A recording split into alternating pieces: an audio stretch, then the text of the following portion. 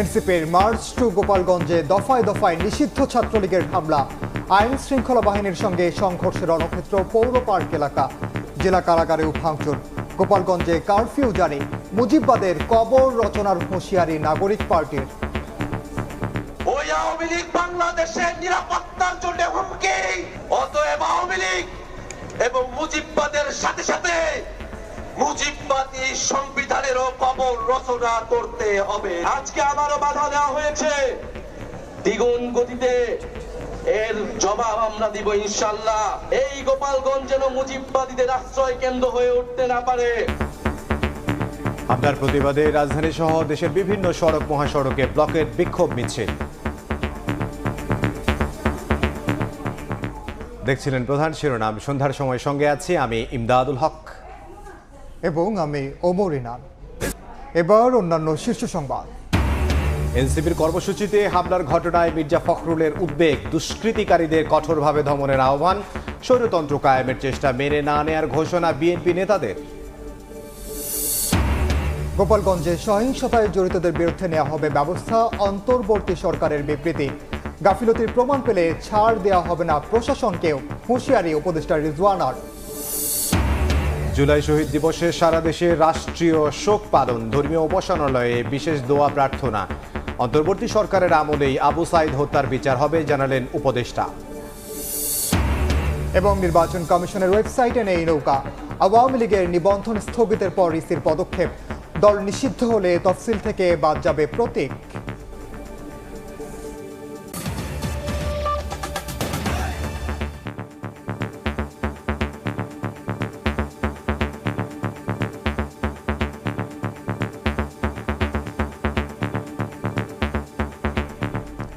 গোপালগঞ্জে এনসিপির জুলাই পদযাত্রায় দফায় দফায় হামলা চালায় নিষিদ্ধ সংগঠন ছাত্রলীগ ও আওয়ামী লীগের নেতাকর্মীরা। পরিস্থিতি নিয়ন্ত্রণে টিয়ারশেল ও সাউন্ড গ্রেনেড ব্যবহার করে আইন শৃঙ্খলা রক্ষা বাহিনী। হামলা ও ভাঙচুর চালানো হয় জেলা কারাগারেও। পদযাত্রা পণ্ড করতে সকাল থেকে জেলার বিভিন্ন সড়কে তাণ্ডব চালায় তারা। আগুন দেয় পুলিশ ইউএনওর গাড়িতে, এতে আহত হন পুলিশ সদস্যসহ বেশ কজন। এই অবস্থায় গোপালগঞ্জে আজ রাত ৮টা থেকে কাল সন্ধ্যা ৬টা পর্যন্ত কারফিউ জারি করা হয়েছে।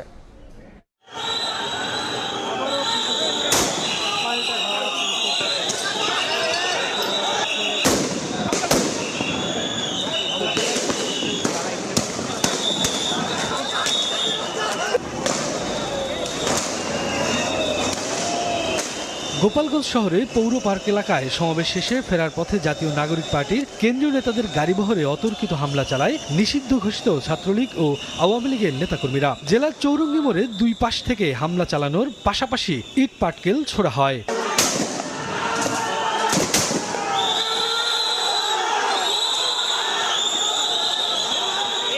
দেশব্যাপী জুলাই পদযাত্রাটি গোপালগঞ্জ থেকে মাদারীপুর যাচ্ছিল, কিন্তু গোপালগঞ্জ ত্যাগ করার আগেই গাড়িবহরে হামলা করা হয়। পুলিশ পরিস্থিতি নিয়ন্ত্রণে আনতে গেলে পুলিশের উপর হামলা চালায় আওয়ামী লীগের নেতাকর্মীরা।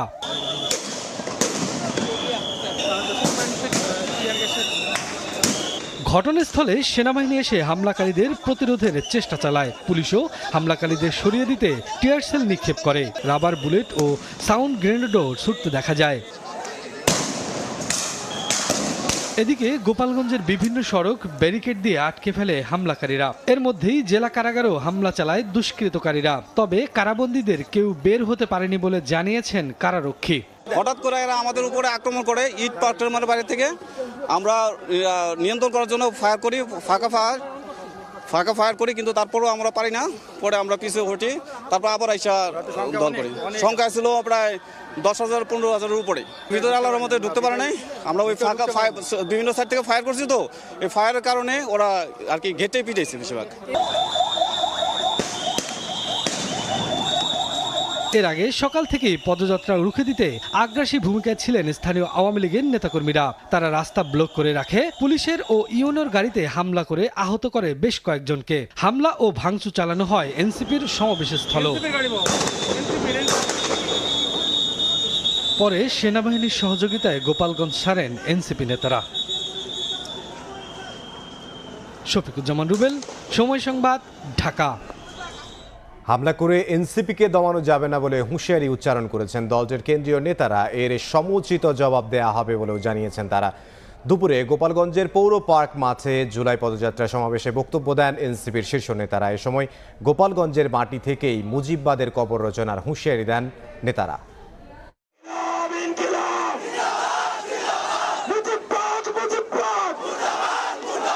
পদে পদে বাধা, হামলা আর নানা হুমকি উপেক্ষা করে গোপালগঞ্জের সমাবেশ স্থলে জুলাই যোদ্ধারা। নগরীর পৌর পার্ক মাঠে প্রস্তুত করা হয়েছিল জুলাই পদযাত্রার সমাবেশের জন্য মঞ্চ। হঠাৎ করেই নিষিদ্ধ ঘোষিত ছাত্র সংগঠন ছাত্রলীগ হামলা চালায় মূল মঞ্চে। পরে এনসিপি নেতারা মঞ্চে হাজির হন। হামলা করে এনসিপিকে দমিয়ে রাখা যাবে না বলে হুঁশিয়ার করেন কেন্দ্রীয় নেতারা।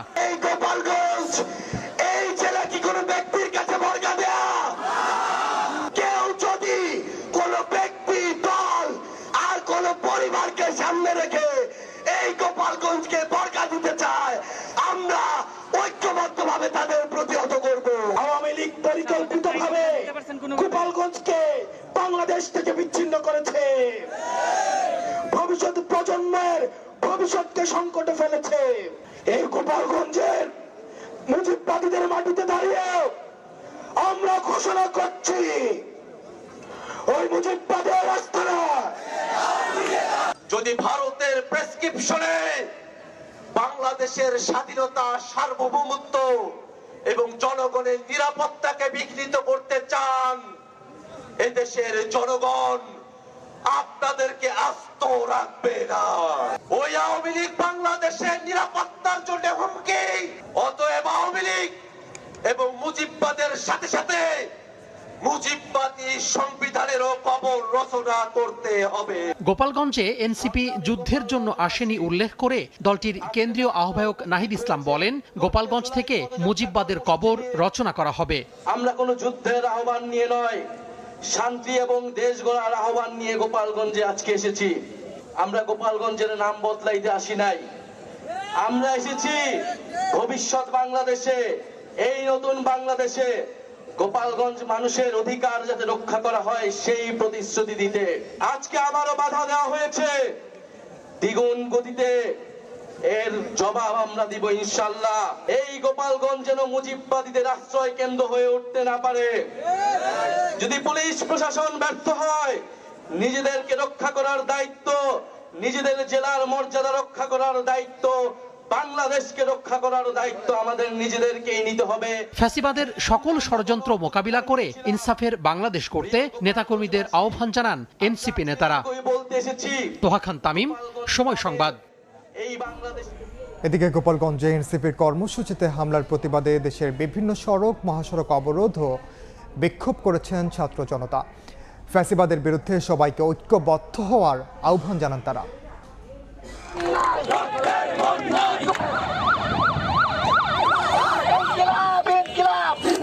গোপালগঞ্জে এনসিপির পদযাত্রা কর্মসূচির আগে ও পরে হামলা করে নিষিদ্ধ ঘোষিত ছাত্রলীগ এবং আওয়ামী লীগ নেতাকর্মীরা। এর প্রতিবাদে দেশের বিভিন্ন স্থানে সড়ক, মহাসড়কে নেমে আসে এনসিপির নেতাকর্মী সহ ছাত্র জনতা।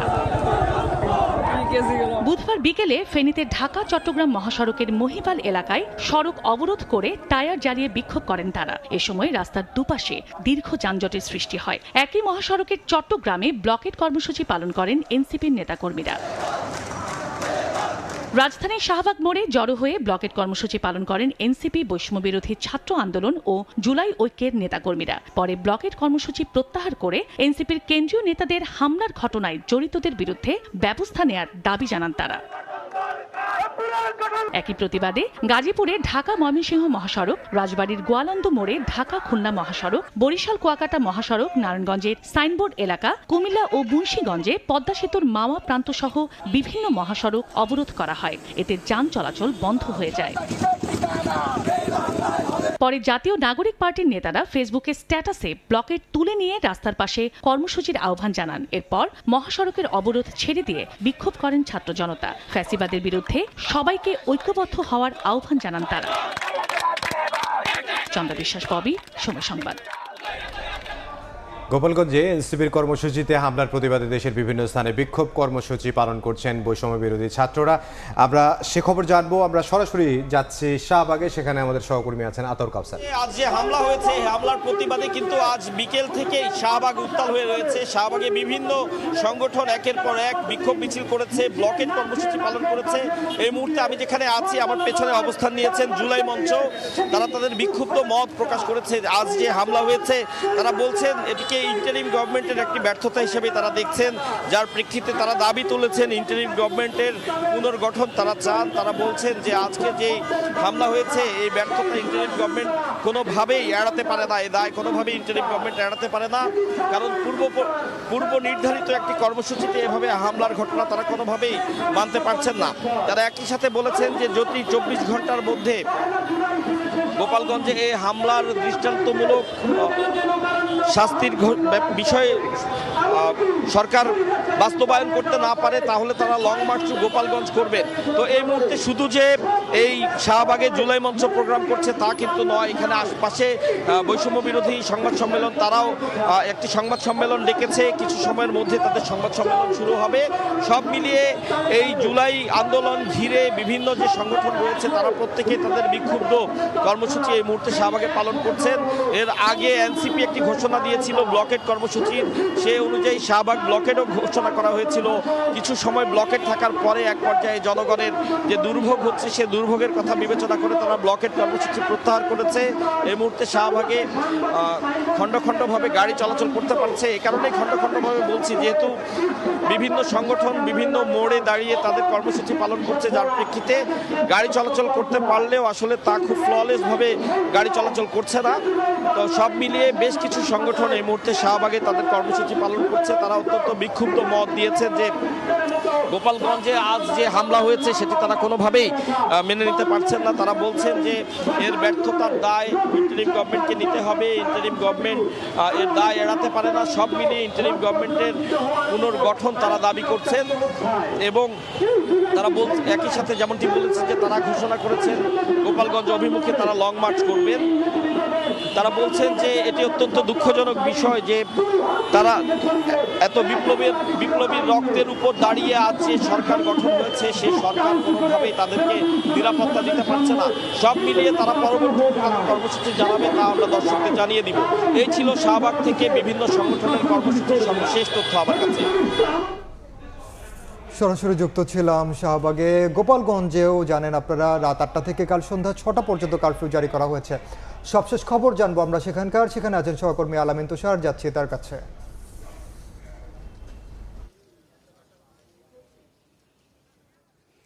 এখানে এই যে পুলিশ সুপারের কার্যালয় সেখানে কিন্তু যে গাড়িবহর সেই গাড়িবহর কিন্তু এসেছিল যখন যে আন্দোলনকারী বা হামলাকারী যারা আসলে হামলা করে পুরো গাড়িবহরকে ঘুরিয়ে দেয় তখন, এবং তারপরে এখান থেকেই কিন্তু নিরাপত্তা নিশ্চিত করার পরে তারা আসলে এখান থেকে বের হন এবং ধীরে ধীরে আমরা যতটুকু জানতে পেরেছি যে তারা এরই মধ্যে কিন্তু গোপালগঞ্জ শহর ছেড়ে চলে গেছেন এবং সেদিকে তারা আসলে এগিয়েছেন। তো এখানে কিন্তু যখন ছিলেন এবং সেখানেও কিন্তু আমরা দেখেছি যে যখন যারা ছিলেন তাদের মধ্যে সেখানে কিন্তু আবারও জনগণ আসলে হামলা করার চেষ্টা করে। এখানকার জনগণ বলতে হামলাকারীরা যারা রয়েছেন তারা কিন্তু অনেকে হামলা করার চেষ্টা করেন এবং এখানে আমরা মিডিয়ার গাড়ি ভাঙচুর করার ব্যাপারও আমরা দেখেছি। বাইরে যে গাড়িগুলো ছিল সেগুলো কিন্তু আমরা দেখেছি এবং সেই কাঁচ ভাঙার টুকরোগুলো কিন্তু এখানে রয়েছে। তবে যদিও এখনকার পরিস্থিতি এখানে কিন্তু বেশ অনেকটাই শান্ত, বাড়তি পুলিশ ফোর্সও আমরা কিন্তু এখানে খুব একটা দেখতে পাচ্ছি না।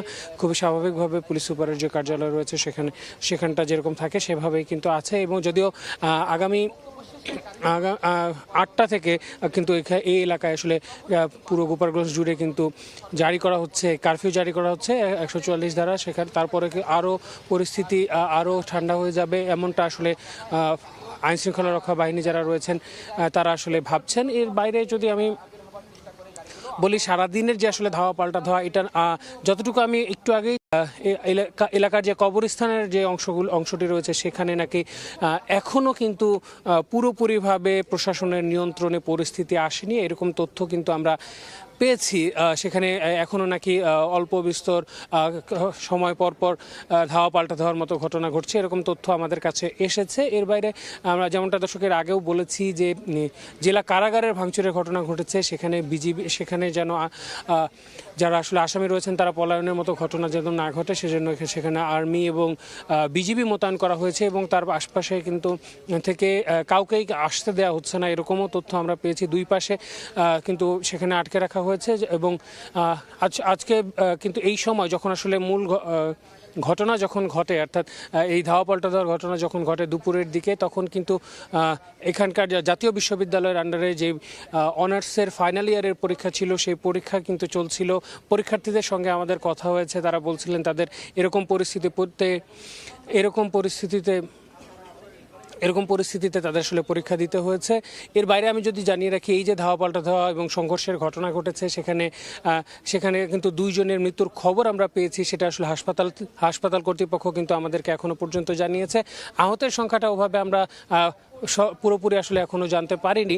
এর বাইরেও যেমনটা বলছিলাম যে পরীক্ষার্থী যারা রয়েছেন তারা কিন্তু তাদের সময় মতো পরীক্ষা দিয়ে বেরিয়েছেন এবং তাদের মধ্যে কিন্তু সে সময় আতঙ্ক বিরাজ করছিল। তো এই ছিল গোপালগঞ্জ থেকে বর্তমান অবস্থার সবশেষ তথ্য আমার কাছে।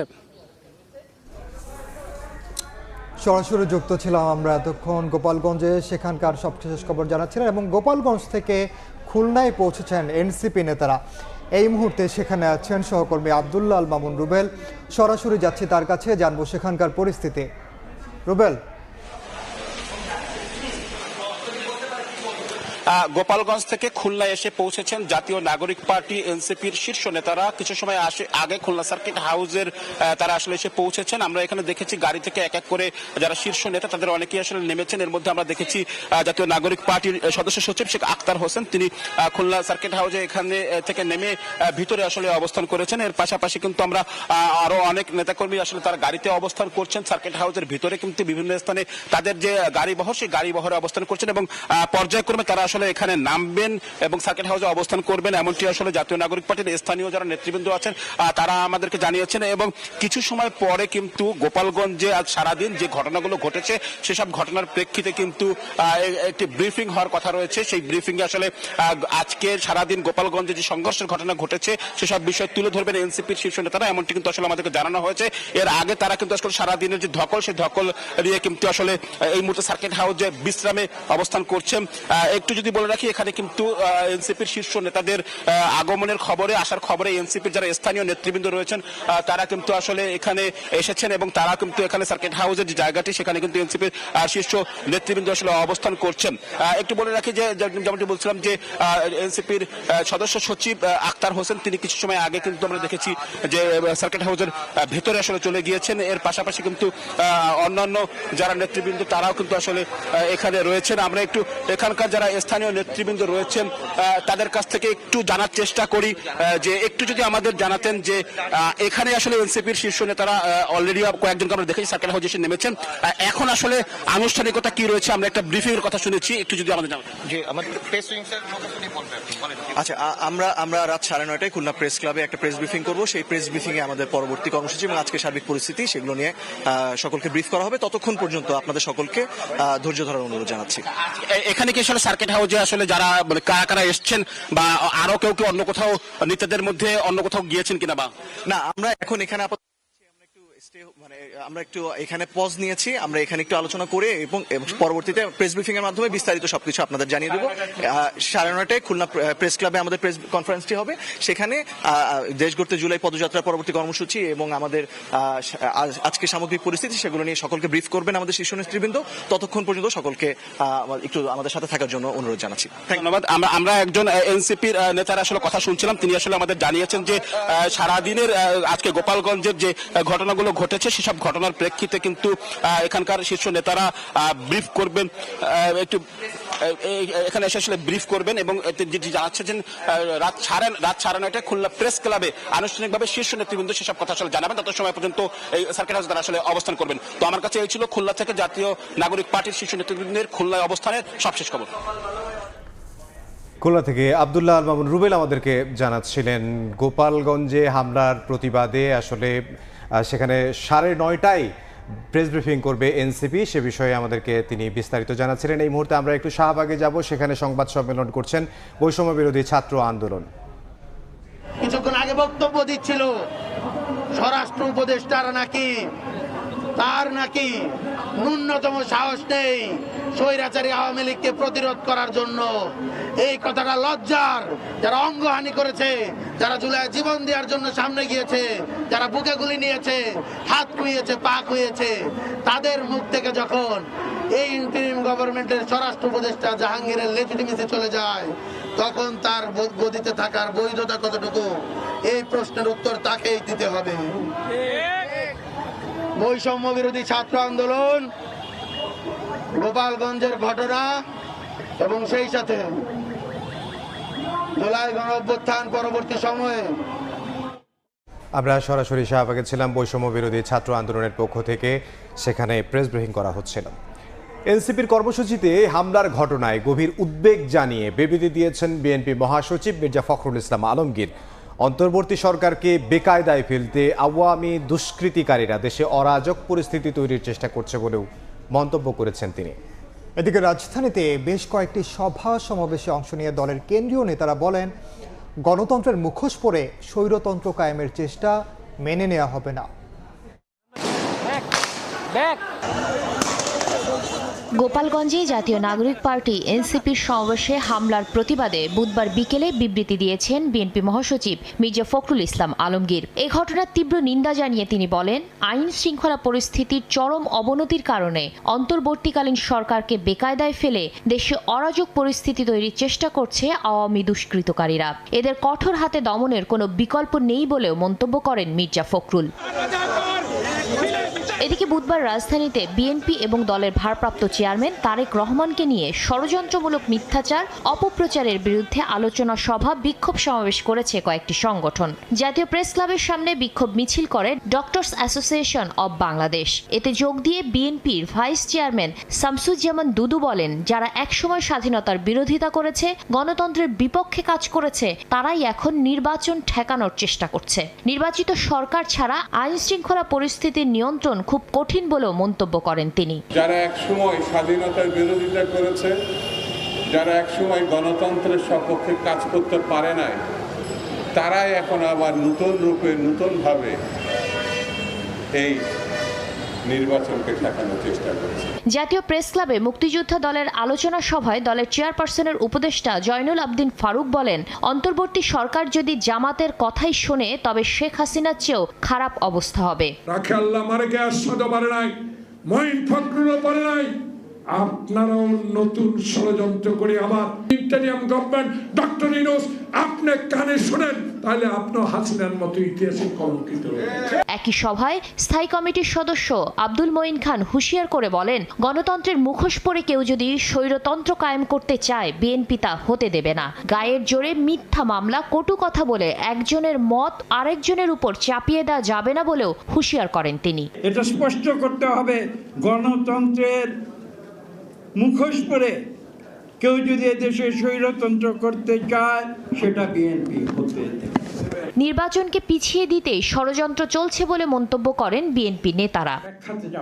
শাতিলা শারমিন, সময় সংবাদ। গোপালগঞ্জে সহিংসতায় জড়িতদের বিরুদ্ধে ব্যবস্থা নেওয়া হবে বলে বিবৃতি দিয়েছে অন্তর্বর্তী সরকার। গোপালগঞ্জের ঘটনায় উদ্বেগ প্রকাশ করেছেন উপদেষ্টারাও। গাফিলতির প্রমাণ পেলে প্রশাসককেও ছাড় দেয়া হবে না বলে হুঁশিয়ারি দিয়েছেন উপদেষ্টা রিজওয়ানা হাসান।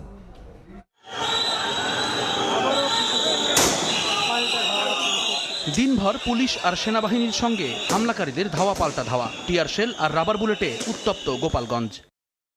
এনসিপির সমাবেশ কেন্দ্র করে হামলা ও সংঘর্ষের ঘটনায় গণমাধ্যমে পাঠানো এক বিবৃতিতে সরকারের পক্ষ থেকে বলা হয়, সহিংসতা কোনোভাবেই গ্রহণযোগ্য নয়। জাতীয় নাগরিক পার্টির সদস্য, পুলিশ এবং সাংবাদিকদের ওপর বর্বর হামলা, তাদের গাড়ি ভাঙচুর এবং শারীরিকভাবে আক্রমণ মৌলিক অধিকার লঙ্ঘন বলেও বিবৃতিতে বলা হয়েছে।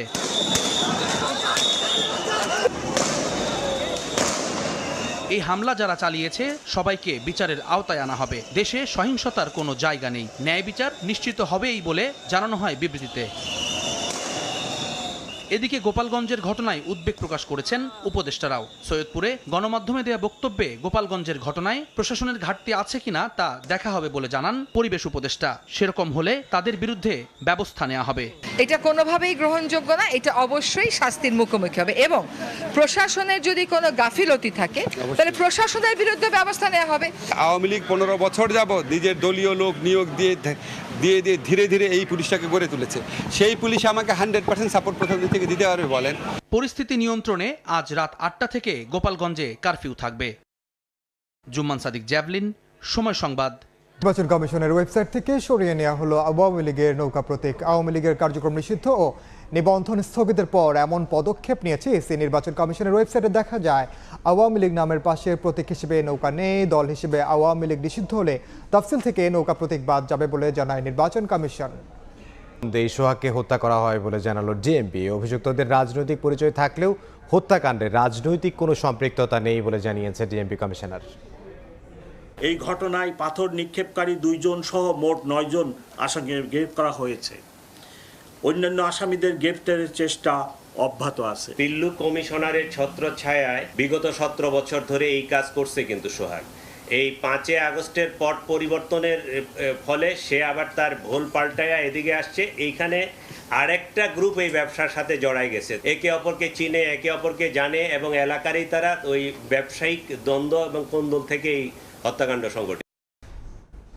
ভারতে বাংলা ভাষায় কথা বললে বাংলাদেশি ট্যাগ দিয়ে গ্রেফতারের প্রতিবাদে কলকাতায় বিক্ষোভ সমাবেশ করেছে তৃণমূল কংগ্রেস। স্থানীয় সময় দুপুর 1:30টায় কলেজ স্কোয়ার থেকে এই প্রতিবাদ মিছিল শুরু হয়। বৃষ্টি উপেক্ষা করেই মুখ্যমন্ত্রী মমতা বন্দ্যোপাধ্যায়ের নেতৃত্বে মিছিলে যোগ দেন তৃণমূল কংগ্রেসের শীর্ষ নেতারা। মিছিল শেষে প্রতিবাদ সমাবেশে বক্তব্য রাখেন মমতা। সন্ধ্যার সময় সঙ্গে থাকুন সময়।